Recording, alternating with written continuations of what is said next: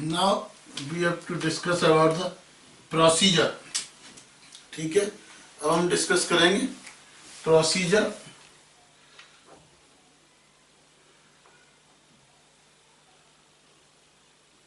on receipt of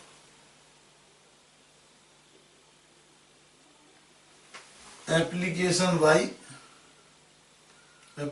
to authority for advance ruling. Authority to advance ruling को, ठीक है,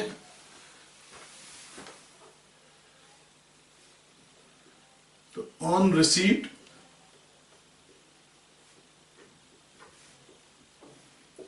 AR will forward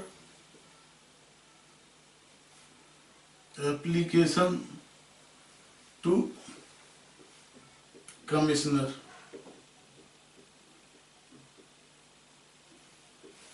In the case of NRI or by resident, to know that there is no pending assessment or appeal. Or in the case of PSU, to know that there is a pending dispute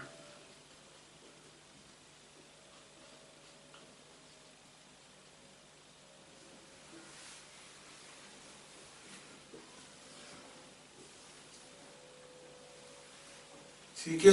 इस case में dispute pending है, इसके लिए इसमें ये जानने के लिए डिस्प्यूट कोई पेंडिंग नहीं है, ठीक है.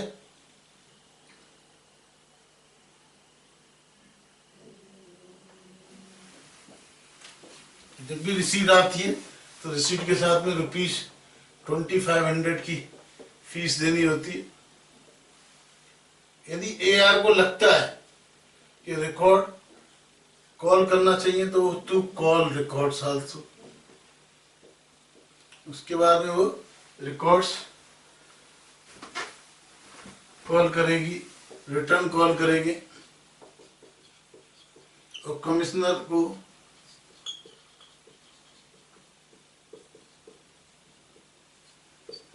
as soon as possible ये सारी information authority for advance ruling को देनी होंगी, ठीक है.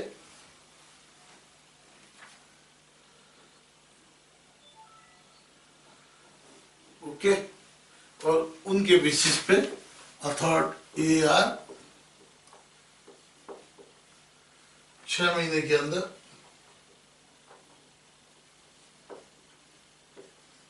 एडवांस रूलिंग दे देगी. मैक्सिमम टाइम है 6 मंथ, ठीक है. तो ये प्रोसीजर रहेगा. अब कुछ केस ऐसे हैं जब अथॉरिटी फॉर एडवांस रूलिंग अपनी रूलिंग नहीं देगी, ठीक.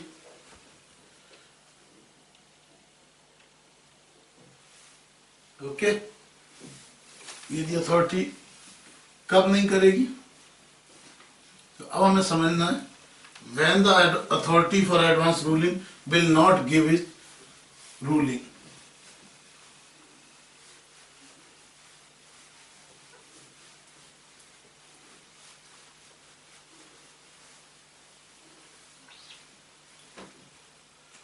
ठीक है, when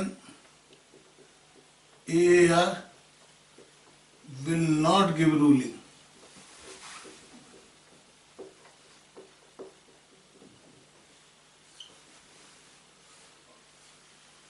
हाँ जी, अथॉरिटी फॉर एडवांस रूलिंग कब रूलिंग नहीं देगी?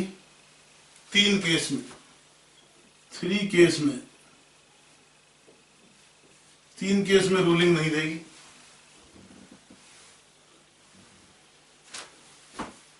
यदि NRI वाला केस है यह रेजिडेंट वाला केस है, रेजिडेंट फॉर एनआरआई। इस केस में इफ देयर इज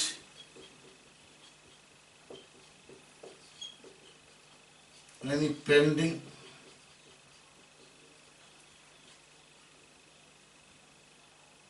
और लिटिगेशन,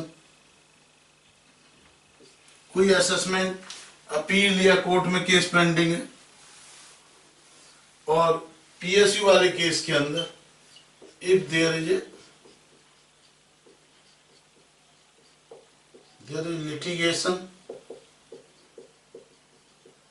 और पेंडेंसी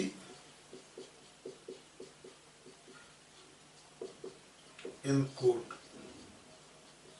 इस केस में किसी भी स्तर पे जो है ना पेंडेंसी है, ठीक है, तब नहीं देगी। तो पहला केस तो ये हो गया, first case. Okay, second case, second case क्या है? यदि कोई फेयर मार्केट वैल्यू किसी एसेट की जानने के लिए,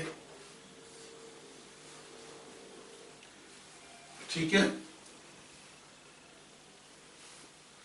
यदि कोई एफएमबी के लिए केवल 2,500 रुपए देके आपकी फेयर मार्केट वैल्यू एआर से लेना चाहता है, तो इस पे कोई ओपिनियन नहीं देगी। थर्ड केस में if the AR feels transaction is designed to evade tax by NRI oblique resident for NRI, resident for NRI, यानी पीएसयू के केस में तब भी दे देगी यदि पीएसयू कुछ एवेजन का सस्पेक्ट है, तब भी। लेकिन इन दोनों के केसेस में यदि authority will not give ruling का मतलब विल रिजेक्ट द एप्लीकेशन, इसको कहा जाएगा will reject the application for advance ruling.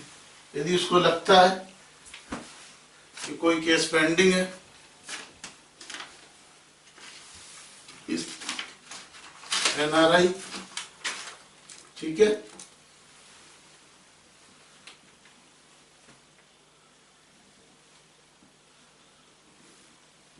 Okay. अब ये जो अपनी रूलिंग देता है वो देता कैसे? एआर रूलिंग इन 3 केस में तो देगा नहीं, लेकिन जब देगा तो किस तरह देगा ये हमें समझना है। हाउ द एआर यानी authority for advance ruling will give its ruling, ठीक है। तो इसके लिए वो बाई announcement of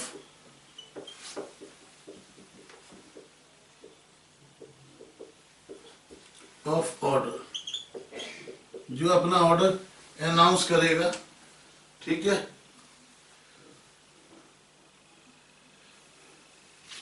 लेकिन बिफोर pronouncing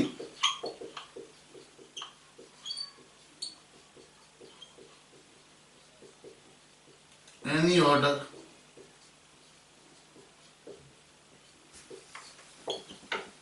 if AR को कोई रिसीव एप्लीकेशन फॉर हियरिंग,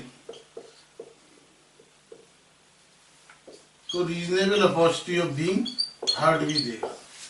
यदि जिसने एप्लीकेंट है ऑर्डर देने से पहले वो रिक्वेस्ट करता है कि हमारी बात सुन ली जाए, तो बिफोर प्रोनाउंसिंग ऑर्डर, ठीक है, तो ये रीजनेबल अपॉर्चुनिटी देगा। और बाकी हमने आपको बता ही दिया कि ये ऑर्डर इसको देना होता है विद इन 6 मंथ, और साथ ही साथ इसकी प्लस सर्टिफाइड कॉपी देनी होती है एप्लीकेंट को, ठीक है। 6 महीने के अंदर ऑर्डर देता है एप्लीकेंट को, 6 मंथ देते हैं, ठीक है। ये जो ऑर्डर होता है ये फाइनल ऑर्डर होता है बाइंडिंग ऑन एप्लीकेंट पे भी और सीआईटी अपील, असेसिंग ऑफिसर, सब पे ये बाइंडिंग होता है। नो नॉट अपीलेबल, इसके अगेंस्ट कोई अपील फाइल नहीं की जा सकती। ये जो एआर का ऑर्डर होता है इट इज ठीक है, लेकिन ये बाइंडिंग ऑन एप्लीकेंट है। यदि मिस्टर ए ने बाइंड किया तो मिस्टर ए ही बाइंड होगा और मिस्टर ए का सीआईटी।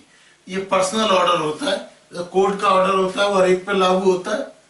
ठीक है, ये मिस्टर बी यानी और मिस्टर बी के असेसिंग ऑफिसर सीआईटी अपील पर लागू नहीं होता। यानी authority for advance ruling mister A के लिए ली है तो वो उसकी कॉपी मिस्टर बी को नहीं दिखा सकता। ठीक है, साथ ही साथ जो ट्रिब्यूनल होती है, ट्रिब्यूनल पे ये नॉट बाउंड, ट्रिब्यूनल इस ऑर्डर से बाउंड नहीं है, लेकिन फिर भी जनरली ट्रिब्यूनल फॉलो करती है। ठीक है, ये अलग बात है, वो बाउंड नहीं है लेकिन फिर भी फॉलो करती है। ओके, एग्जाम में कई बार क्वेश्चन आता है कि मिस्टर ए ने ये ओपिनियन ली तो क्या मिस्टर बी का असेसिंग ऑफिसर इसको नहीं मान रहा है, तो आप कह सकते हैं भाई ही इज नॉट बाउंड। ये जो है पर्सनल होती है, पर्सनल केस और पर्सनल ट्रांजैक्शन, यानी ये binding for against same person and same against applicant person और रेफर ट्रांजैक्शन। हर ट्रांजैक्शन के लिए जिस ट्रांजैक्शन के बारे में ली गई है और जिस पर्सन के बारे में ली गई है उसी के लिए बाइंडिंग होता है, और किसी के लिए बाइंड नहीं होता। ठीक है,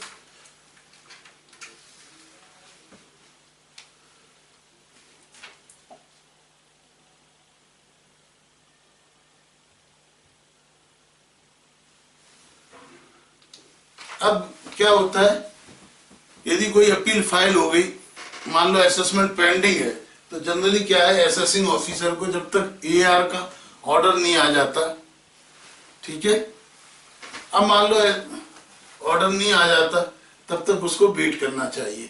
इवन ट्रिब्यूनल को भी वेट करना चाहिए जबकि वो बाउंड नहीं है, लेकिन जनरली होता क्या है, अब मान लो आपका असेसमेंट ऑर्डर असेसिंग ऑफिसर ने फाइल पास कर दिया 10 जनवरी 2015 को, 10 जनवरी 2015 को ऑर्डर कर दिया, 30 दिन है आपके पास अपील फाइल करने के लिए, तो अब तो मैटर कोई पेंडिंग नहीं है। 15 तारीख को आपने अथॉरिटी फॉर एआर में, अथॉरिटी फॉर एडवांस रूलिंग में एप्लीकेशन फाइल कर दी, तो कर सकते हो कि उस on the date of the application कोई पेंडिंग था नहीं, और उसके बाद में आप 15 दिन के बाद में या किसी भी टाइम आप अपील फाइल कर सकते हैं। दैट इज पॉसिबल कि आप ऑर्डर के बाद में एआर की एप्लीकेशन फाइल कर दें और एआर के बाद में अपील फाइल कर लें। जनरली अपील फाइल करते हैं तो वो कमिश्नर वेट करता है, प्रोसीजर यही है कि जब तक एआर का ऑर्डर आ जाए। ठीक है,